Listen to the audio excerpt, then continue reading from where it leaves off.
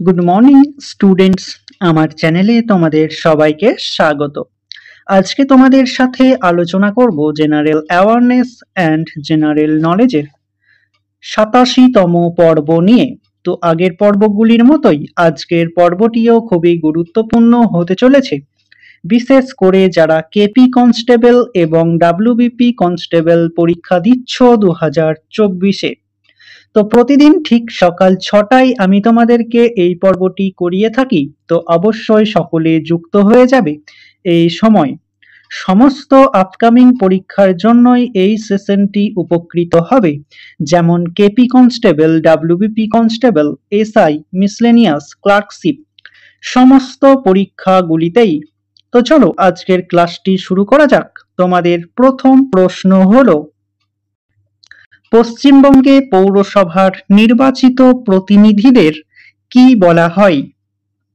খুবই important question, WBCS এ এই কোশ্চেনটি এসেছিল। পশ্চিমবঙ্গে পৌরসভার নির্বাচিত প্রতিনিধিদের কি বলা হয়? সঠিক উত্তর অপশন সি, কাউন্সিলর। জাতীয় সিভিল সার্ভিস দিবস পালন করা হয় কবে? খুবই ইম্পর্টেন্ট কোশ্চেন, 5টি স্টার দিয়ে রেখো। জাতীয় সিভিল সার্ভিস দিবস পালন করা হয় কবে? সঠিক উত্তর অপশন বি, 21শে এপ্রিল। ডিভাইন কমেডি গ্রন্থটির রচয়িতা কে? ডিভাইন কমেডি গ্রন্থটির রচয়িতা কে? সঠিক উত্তর অপশন ডি, দান্তে। কলকাতা মহানগরীর আধুনিক ইতিহাসের সূচনা করেন কে?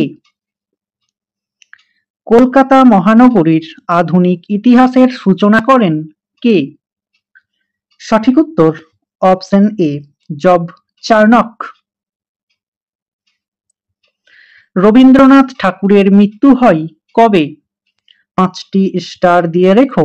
রবীন্দ্রনাথ ঠাকুরের মৃত্যু হয় কবে?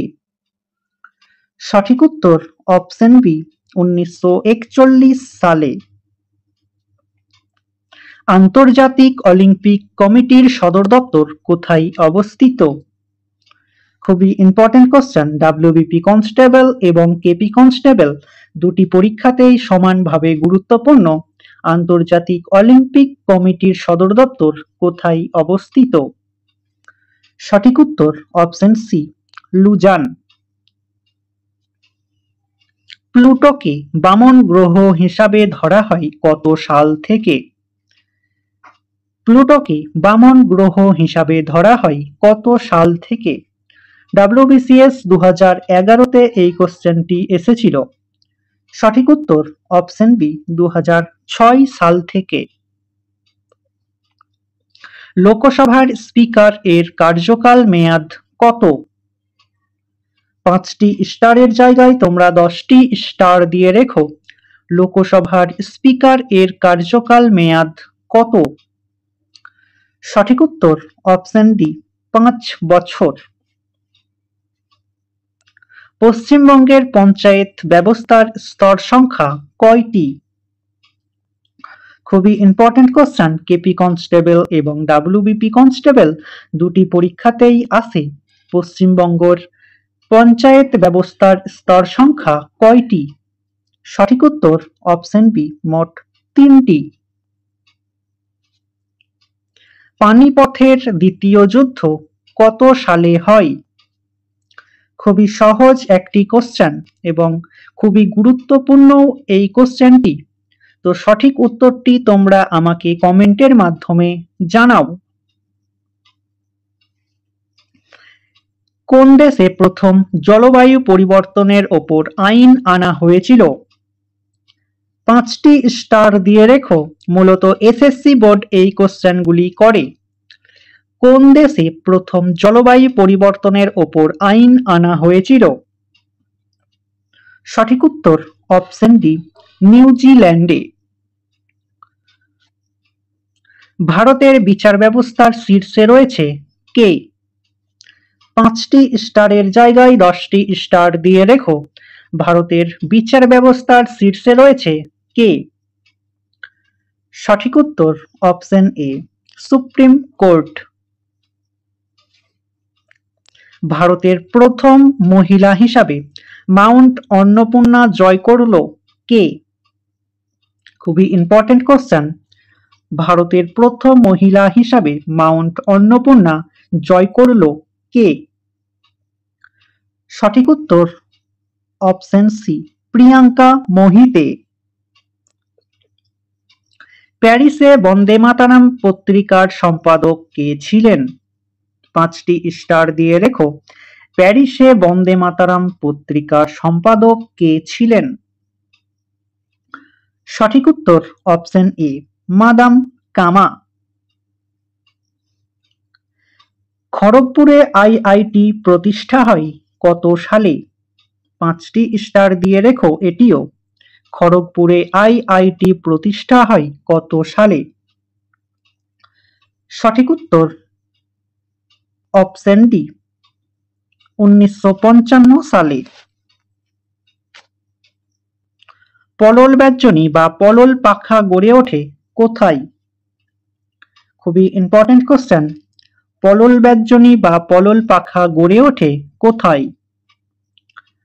সঠিক উত্তর অপশন ডি, পর্বতের পাদদেশে। কোন মুঘল সম্রাট আগ্রা থেকে দিল্লিতে রাজধানী স্থানান্তরিত করেন? খুবই ইম্পর্টেন্ট কোশ্চেন। কোন মুঘল সম্রাট আগ্রা থেকে দিল্লিতে তার রাজধানী স্থানান্তরিত করেন? সঠিক উত্তর option C, Shahjahan. Poverty and unbritish rule in India গ্রন্থটির রচয়িতা কে?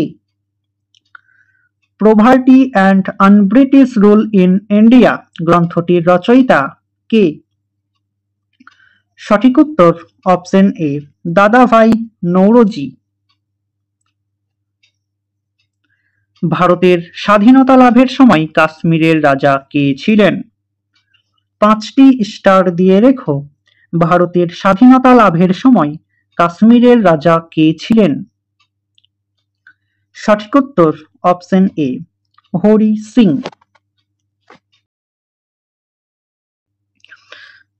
তো স্টুডেন্টস, এই ছিল তোমাদের আজকের ক্লাস। ক্লাসটি ভালো লাগলে বন্ধুদের সাথে শেয়ার করো এবং চ্যানেলে নতুন হয়ে থাকলে চ্যানেলটিকে সাবস্ক্রাইব করে পাশে থাকা বেল আইকন বাটনটি প্রেস করে রেখো ভিডিও নোটিফিকেশন সবার প্রথমে পেতে। তো দেখা হচ্ছে নেক্সট ক্লাসে। আজ এই পর্যন্তই। সবাই ভালো থেকো, সুস্থ থেকো। জয় হিন্দ, জয় ভারত।